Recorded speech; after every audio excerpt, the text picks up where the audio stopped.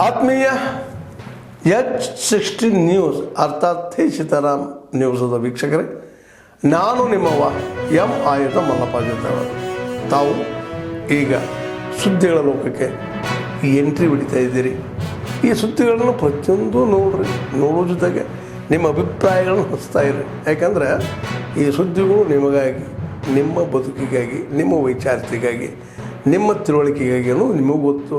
ಜೊತೆಗೆ ನಮಗೂ ನಿಮ್ಮೊಂದಿಗೆ ಇದೊಂದು ಮಾತಾಡುವಂಥ ಜೊತೆಗೆ ಸುದ್ದಿಗಳನ್ನು ಬಿಡುವಂಥ ಕೆಲಸ. ಈ ಕೆಲಸದಲ್ಲಿ ನಾವು ನಿಮ್ಮೊಂದಿಗೆ ಇದ್ದೀವಿ ಅಂತ ಹೇಳ್ತಾ ನೋಡ್ತಾ ಇರಿ ಸುದ್ದಿಗಳನ್ನು. ಪೂರ ಹುಳುಕನ್ನು ಮುಚ್ಚಾಕಿಕೊಳ್ತಕ್ಕಂಥ ಸಲುವಾಗಿ ಇವತ್ತು ಕೇಂದ್ರ ಸರ್ಕಾರವನ್ನು ದೂಡ್ತಾ ಇದ್ದಾರೆ ಹೊರತು ಒಟ್ಟಾರೆಯಾಗಿ ಒಬ್ಬ ಅನುಭವಿ ಮುಖ್ಯಮಂತ್ರಿಗಳು ರಾಜ್ಯದಲ್ಲಿ ಏನಿದ್ದಾರೆ ಹಣಕಾಸಿನ ವಿಚಾರದಲ್ಲಿ ಎಡವಿದ್ದಾರೆ. ಇವರ ನಿರ್ಧಾರಗಳ ಪರಿಣಾಮವಾಗಿ ಈ ದೇಶದಲ್ಲಿ ಯಾವ ರಾಜ್ಯಗಳು ಕೂಡ ದುಬಾರಿ ಅಲ್ಲ, ಅಷ್ಟು ಹೊರೆ ಜನಸಾಮಾನ್ಯರ ಮೇಲೆ ಬೀಳ್ತಾ ಇದೆ. ಕಾರಣ ಅಂತ ಹೇಳಿದ್ರೆ ರಾಜ್ಯ ಸರ್ಕಾರದ ನಿರಂತರವಾಗಿ ಏನು ಬೆಲೆ ಏರಿಕೆಗಳನ್ನು ಮಾಡ್ತಾ ಇದ್ದಾರೆ.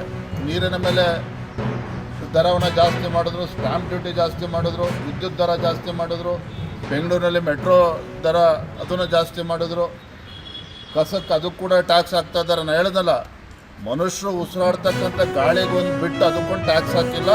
ಆ ದಿನಗಳು ಬಂದರೂ ಕೂಡ ಆಶ್ಚರ್ಯ ಇಲ್ಲ. ತೊಂದರೆ ಉಂಟಾಗಿದೆ, ಪರದಾಡ್ತಾ ಇದ್ದಾರೆ. ಹಾಲಿನ ದರ ಜಾಸ್ತಿ ಮಾಡಿದ್ರು, ಪೆಟ್ರೋಲ್ ಡೀಸೆಲ್ ದರ ಜಾಸ್ತಿ ಮಾಡಿದ್ರು, ಸ್ಟ್ಯಾಂಪ್ ಡ್ಯೂಟಿ ಜಾಸ್ತಿ ಮಾಡಿದ್ರು, ನೀರಿನ ದರ ಜಾಸ್ತಿ ಮಾಡಿದ್ದಾರೆ, ವಿದ್ಯುತ್ ದರ ಜಾಸ್ತಿ ಮಾಡಿದ್ದಾರೆ 36 ಪೈಸೆ. ಈ ರೀತಿ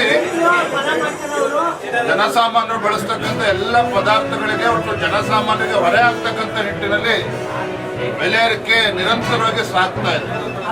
ಹಾಗಾಗಿ ಬೆಲೆ ಏರಿಕೆಯ ವಿರುದ್ಧ ರಾಜ್ಯ ಸರ್ಕಾರದ ಈ ಕ್ರಮದ ವಿರುದ್ಧ 2ನೇ ತಾರೀಕು ಏಪ್ರಿಲ್ 2ನೇ ತಾರೀಕು ನಾವು ಅಹೋರಾತ್ರಿ ಧರಣಿಯಲ್ಲಿ.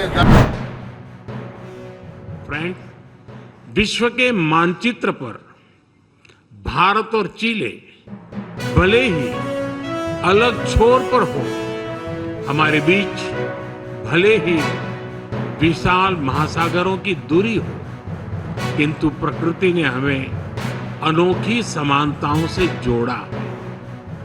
भारत के हिमालय और चिले के एंडीज पर्वतों ने हजारों वर्षों से दोनों देशों में जीवन धारा को आकार दिया.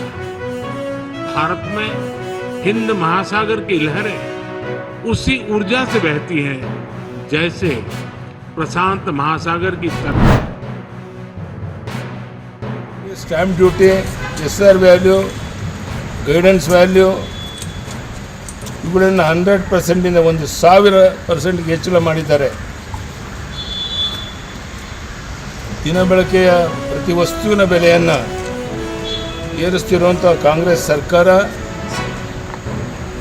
ಜನರನ್ನು ನೆಮ್ಮದಿಯಿಂದ ಬದುಕಕ್ಕೆ ಬಿಡ್ತಾ ಇಲ್ಲ. ಸರ್ಕಾರ ಈ ಜನವಿರೋಧಿ ಬೆಲೆ ಏರಿಕೆಯನ್ನು ಕೂಡಲೇ ಹಿಂದಕ್ಕೆ ಪಡಿಬೇಕು ಅಂತೇಳಿ ನಾವು ಅಹೋರಾತ್ರಿ ನಾಳೆ ಧರಣಿ ಸತ್ಯಾಗ್ರಹ ಮಾಡ್ತಾ ಇದ್ದೇವೆ. ನಾನು ಅದರಲ್ಲಿ ಭಾಗವಹಿಸ್ತಾ ಇದ್ದೇನೆ. ಈ ಎಲ್ಲ ಬೆಲೆ ಏರಿಕೆಯ ಹಿನ್ನೆಲೆಯಲ್ಲಿ ಸಾಮಾನ್ಯರು ಬದುಕಕ್ಕೆ ಸಾಧ್ಯ ಇಲ್ಲದಿರುವಂಥ ಉಸಿರು ಕೊಟ್ಟುವಂಥ ಪರಿಸ್ಥಿತಿ ಬಂದಿದೆ. ಬಿಜೆಪಿ ಏಪ್ರಿಲ್ 2ನೇ ತಾರೀಕು ನಾಳೆ 11 ಗಂಟೆಯಿಂದ ಫ್ರೀಡಂ ಪಾರ್ಕ್ನಲ್ಲಿ ಅಹೋರಾತ್ರಿ ಧರಣಿ ಮೂಲಕ ಪ್ರತಿಭಟನೆಯನ್ನು ಪ್ರಾರಂಭ ಮಾಡ್ತಾ ಇದ್ದೇವೆ. ಈ ಹೋರಾಟದಲ್ಲಿ ನಾನು ಸಹ ಭಾಗವಹಿಸ್ತಾ ಇದ್ದೇನೆ.